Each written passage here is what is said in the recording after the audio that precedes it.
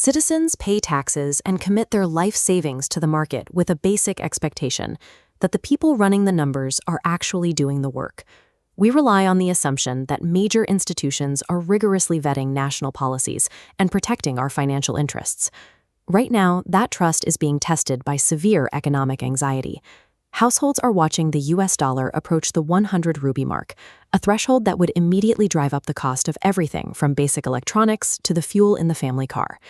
During a period of such high vulnerability, the institutions meant to serve as a protective shield appear to be stepping back. Basic due diligence, the simple act of checking the facts before moving forward, is increasingly being treated as an optional step. To understand the scale of this shift, we have to look at two events that happened this week. One is the rollout of a new national fuel standard. The other is the discovery of a multi-billion-dollar corporate fiction. On the surface, they are entirely separate stories.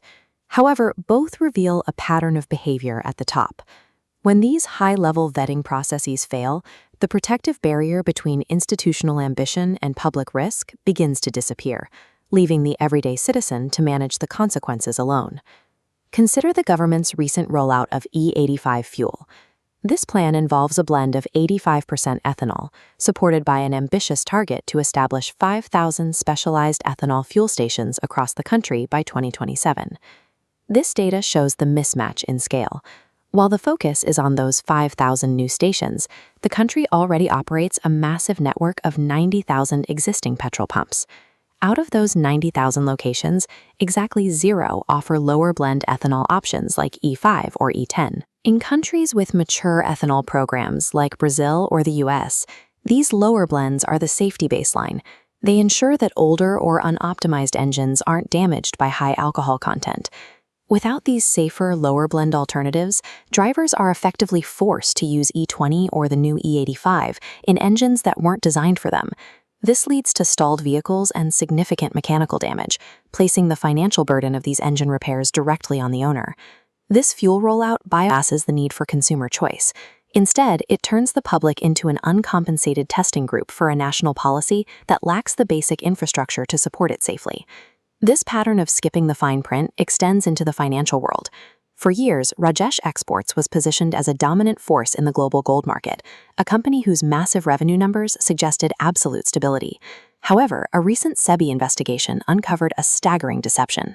Rajesh Exports had fabricated $158 billion, roughly 15 lakh crore rupees, in revenue over just 5 years. More than 90% of their reported income was a complete invention. This is where institutional trust comes into play. The Life Insurance Corporation of India, an entity that manages the retirement savings of millions of families, was one of the company's primary backers. Despite the massive scale of the company's reporting, LIC acquired a nearly 11% stake in the firm. When the fraud was exposed and the stock price crashed by 80%, LIC's failure to perform basic due diligence resulted in a 1,600 crore rupee loss. When a massive institution skips the work of checking a company's ledger, the organization itself usually survives the hit. The real penalty is paid by the citizens whose life savings were quietly gambled on a numbers game that no one bothered to verify. These failures create a ripple effect across the entire macroeconomy. Fabricated export figures from companies like Rajesh Exports flow directly into national data sets, which are then used to calculate the country's total GDP. When leadership accepts these numbers at face value, it builds a false sense of national health. It creates a shell that looks stable to international markets while hiding structural rot the public cannot see until it is too late. There is a direct connection between the driver paying to fix an engine ruined by E85 fuel and the LIC policyholder watching their retirement fund shrink because of a corporate scam. In both cases, the cost of high-level administrative laziness is not absorbed by the people who made the mistake. It is passed down to be subsidized by the public in the form of higher costs and lost savings. Ultimately, we have to demand a return to rigorous oversight and total transparency. Grand national targets and impressive corporate growth mean nothing if the fundamental math is a work of fiction.